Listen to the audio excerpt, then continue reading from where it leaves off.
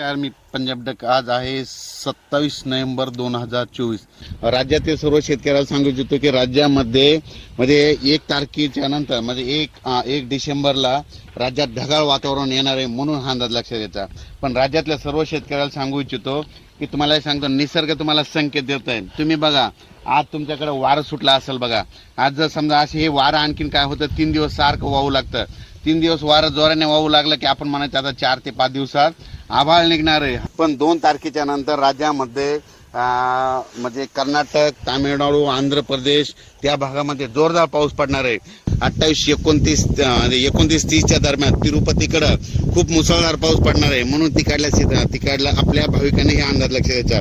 पण राज्यात मात्र आपल्या महाराष्ट्रामध्ये 2 डिसेंबर ते 7 डिसेंबर दरम्यान 7-8 डिसेंबर दरम्यान राज्यामध्ये महाराष्ट्रामध्ये काय होणार आहे, अवकाळी पाऊस येणार आहे, म्हणून हा अंदाज लक्षात द्यायचा. पण हा नेमका पाऊस कुठं राहणार आहे तुम्हाला सांगतो. राज्यात 3 डिसेंबरला काय होणार आहे, तो पाऊस नांदेड जिल्हा, अहमदपूर, उदगीर, त्याच्यानंतर इकडं अंबाजोगाई, परळी, लातूर जिल्हा, त्याच्यानंतर केज, इकडं धाराशिव, त्याच्यानंतर तो पंढरपूर, त्याच्यानंतर ह्या भागामध्ये 2, 3, 4च्या दरम्यान ह्या भागामध्ये पावसाचं वातावरण म्हणजे तिकडे थोडाफार पाऊस पडणार आहे, म्हणून हा अंदाज लक्षात घ्यायचा. राज्यात मात्र 4 डिसेंबर ते 8 डिसेंबर दरम्यान राज्यामध्ये अवकाळी पाऊस येणार आहे, म्हणून हा अंदाज लक्षात घ्यायचा.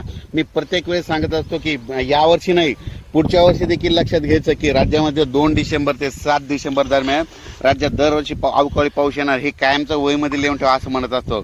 आणि तुम्ही बघू शकता ही तारीख आलेली आहे, म्हणून सांगतो. आता ह्या म्हणजे 4 ते 7 डिसेंबर दरम्यान तुम्हाला सांगतो, सांगली जिल्हा, कोल्हापूर जिल्हा, त्याच्यानंतर सावंतवाडी, त्याच्यानंतर राधानगरी, त्याच्यानंतर पुणे, दौंड, सातारा, जत, पंढरपूर, पुन्हा लातूर जिल्हा,